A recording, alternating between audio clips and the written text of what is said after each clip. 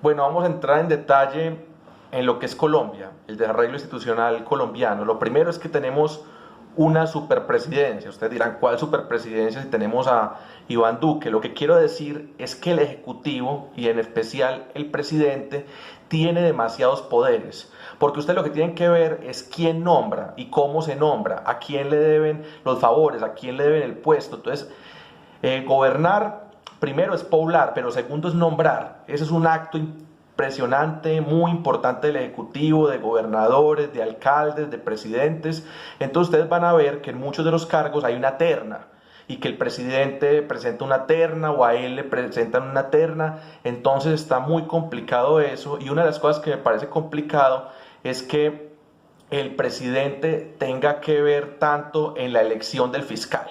Se supone, digamos, que en este aparato institucional, en este mapita, en el organigrama, ustedes pueden ver que el fiscal hace parte de la rama del poder que es lo judicial, o sea, por donde van los jueces. Pero en la práctica termina alineándose mucho con el presidente, y el presidente, o sea, mejor dicho, viene como del grupo de él, como del equipo de él, y eso es preocupante. Ahora, entonces también están los contralores, que habíamos dicho que son los que contrarrestan la corrupción, y está el contralor y está la procuraduría. Y la procuraduría es el que se fija que la gente no intervenga mal en política, el servicio público, un montón de asuntos, por ejemplo, de que un alcalde trate de que quede su candidato que le gusta.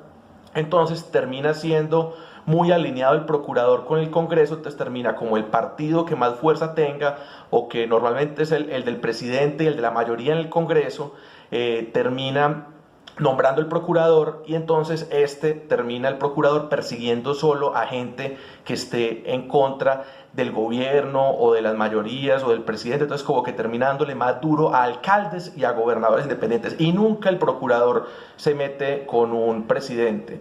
Entonces mi propuesta es, bueno, y también hay un problema ahí con el poder legislativo. El poder legislativo termina siendo muy controlado por los partidos, y los partidos terminan siendo una clase política muy desconectada de la gente. Y el poder judicial es el de los jueces, pero a veces es muy difícil hacerle veeduría a la judicatura. Entonces se vuelve como una cosa muy aparte, muy poco translúcida, que no está acompañada de la veeduría, que le tiene mucho miedo al diálogo ciudadano. Entonces por ahí vendrían un poco como los correctivos del desarrollo institucional. Pero yendo más en concreto, yo me imagino un poder judicial mucho más fuerte en Colombia, más alineado con las universidades, que venga mucho más de lo académico, y que tenga una veeduría o un control internacional muy fuerte, por lo menos en sus primeras etapas, para que nos digan cuándo hay corrupción o hay manejos inadecuados, politiqueros, partidistas o sectarios en el poder judicial. Entonces, si logramos recuperar el poder judicial, deberíamos de pasar por completo la fiscalía al poder judicial, y poderle quitar varias cosas que están debajo del Ejecutivo. O sea, ¿cómo es posible que debajo del Ejecutivo,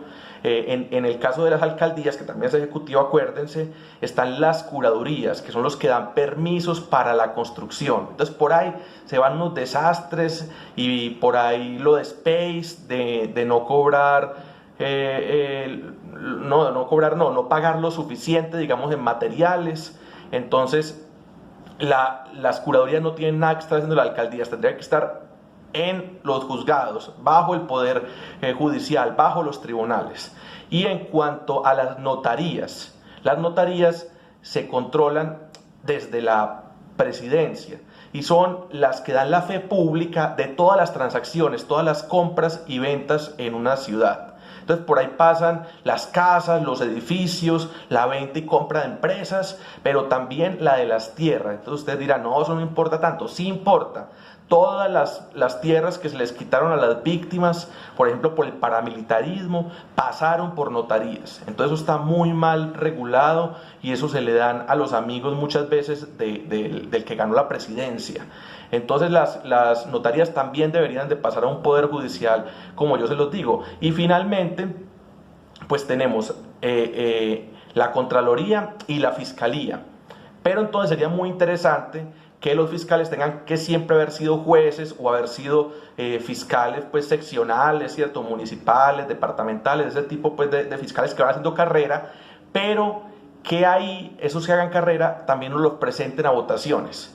Y en una elección, por ejemplo, la regional, municipal, las departamentales, podamos elegir el fiscal que queremos. Entonces tendríamos como una cabeza muy importante que no está alineada por el presidente, pero que tampoco, digamos, surge sin que lo conozca la ciudadanía, sin que lo escuche. Es muy importante también, como el Poder Judicial decíamos, que no es tan translúcido, que pudiéramos evaluarlo, que una cosa bien vecinal le pudiera poner calificaciones a los jueces y que esas calificaciones tuviera mucho que ver con su hoja de vida para seguir ascendiendo. Entonces, luego, digamos, uno ¿qué haría con el poder legislativo? El poder legislativo hay que cambiar mucho la regulación de los partidos, cómo se sancionan los partidos, cómo le ponemos ojo a los partidos para que los partidos, digamos, tengan unos incentivos más fuertes de depurarse, de estar conectados y alineados con la ciudadanía. Eso no es solo cuestión de leyes, sino cuestión de cultura política y de que esta idea romántica de que hagamos mucha más acción ciudadana. Entonces, es desde el poder legislativo que debería salir también ese órgano del Ministerio Público, ese órgano de control, para desde ahí nombrar completamente del Congreso al procurador, pero también que sea como uno de los congresistas, pero de la oposición. No puede ser de la bancada de gobierno, no puede ser del que haga uno. Entonces, entre los congresistas se ponen de acuerdo, pero no puede estar en la bancada del gobierno. Recordemos, digamos, que ahí, digamos, pues al lado del Ministerio Público están los órganos de control electoral, el Consejo Nacional Electoral y la registraduría, y eso debería de salir por completo del Poder Judicial. Ahí sí el Poder Legislativo no debería de tener nada que ver, ¿cierto? Vamos viendo como esos reacomodos. Y finalmente, las superintendencias. Hay una superintendencia para controlar los bancos, otra para controlar las aerolíneas, otra para controlar las telecomunicaciones, otra para controlar la minería, otra de industria y comercio, que es mucho más amplia. Pero esas superintendencias también podrían surgir del poder judicial.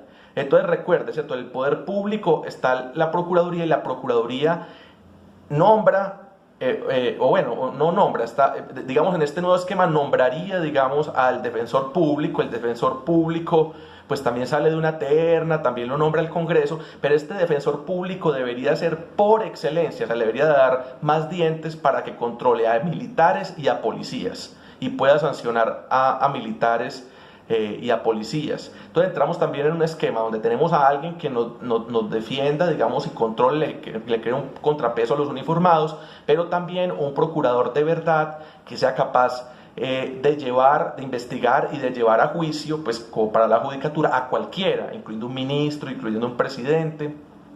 Y quisiera ir también un poquito a lo local, a lo barrial.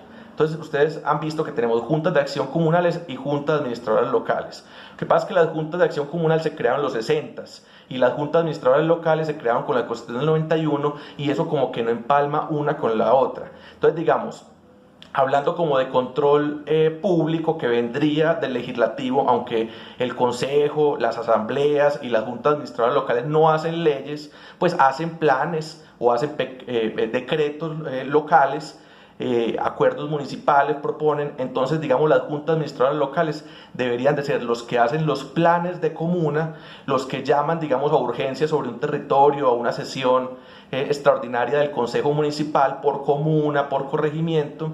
Y entonces esto haría parte de esa rama legislativa, la Junta Administradora Local. Y la Junta de Acción Comunal estaría dentro del Poder Ejecutivo, porque es la que diagnostica, la que hace un censo bien importante de la población, la que termina organizando a la gente, a los vecinos, por el desarrollo, por resolver un problema. Entonces estaría en lo local, pues más debajo de la alcaldía que debajo del consejo, pero en el día a día del territorio, la Junta Administradora Local le podría poner un plan a la Junta de Acción Comunal, que ya sería por barrios. Entonces estamos aquí en un dilema de eficacia y eficiencia. La eficiencia es cerrar un ciclo, es que los recursos alcancen para todo, y la eficacia es hacerlo a tiempo y hacerlo con velocidad.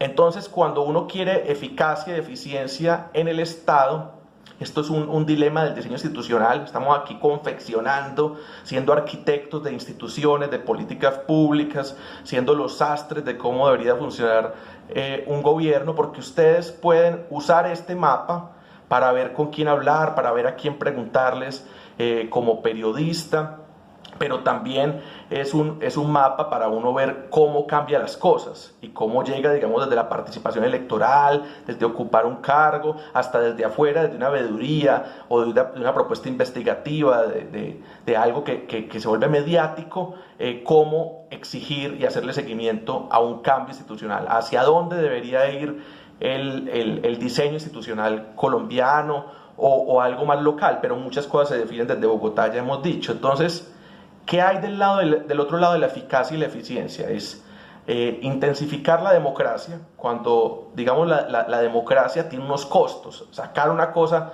a elecciones, que la gente entienda, que la gente vea los programas, eso cuesta un dinero. De algún lugar tienen que salir esos recursos, esa logística, ese poner los puestos de votación, todo vale algo.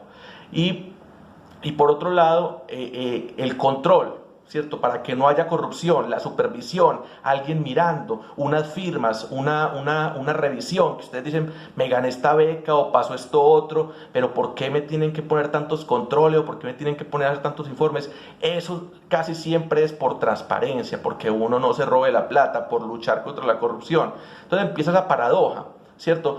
Soy eficaz, soy eficiente, y cómo lucho contra la corrupción y cómo aumento la democracia. Entonces siempre hay que encontrar un punto de equilibrio. Entonces muchos de las instituciones, del enredajo, de la burocracia, miren que hay una definición importante de burocracia, y es que hayan dos personas como en soporte, como en lo administrativo,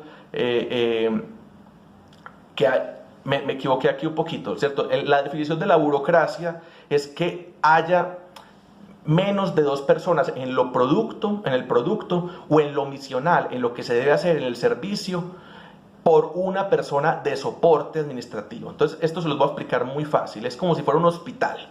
Si en un hospital ustedes tienen 20 médicos y 20 enfermeras, y 10 personas que hacen la parte contable, que hacen la parte de mercadeo, de publicidad, digamos que están en el límite de la burocracia. Si ya empiezan a haber más personas, estos publicistas, estos abogados, empiezan a hacer menos de la mitad de los médicos y las enfermeras, hay burocracia. Eso es una pista muy grande, porque entonces se vuelve, digamos, las cosas como muy ritualistas, como muy complejas, como que no van al grano y no están prestando un servicio y un producto. Entonces, finalmente, ustedes van a encontrar que muchas de estas instituciones, muchas de esas líneas, de esos flujos, de cómo se complementa un área con la otra, o cómo controla, digamos, una rama de poder a otra rama de poder, se hicieron con buenas preguntas y con buenas intenciones. Por otro lado, ustedes van a encontrar pereza y una clase política cómoda, o inclusive dentro de esa clase política cómoda, a veces como muy desconectada de la ciudadanía en Latinoamérica, cosas que dejaron que funcionaran mal, porque enriquecen a alguien, porque lo vuelven más corrupto, porque le mantienen su poder. Entonces ahí hay que estar mosca para entender esto. Es una complejidad, pero una complejidad muy bonita, y nos afecta la vida y nos permite, digamos, ser mucho más peligrosos y peligrosas a la hora del activismo, a la hora del periodismo ciudadano, la investigación social, y la academia también tiene que golpear esto.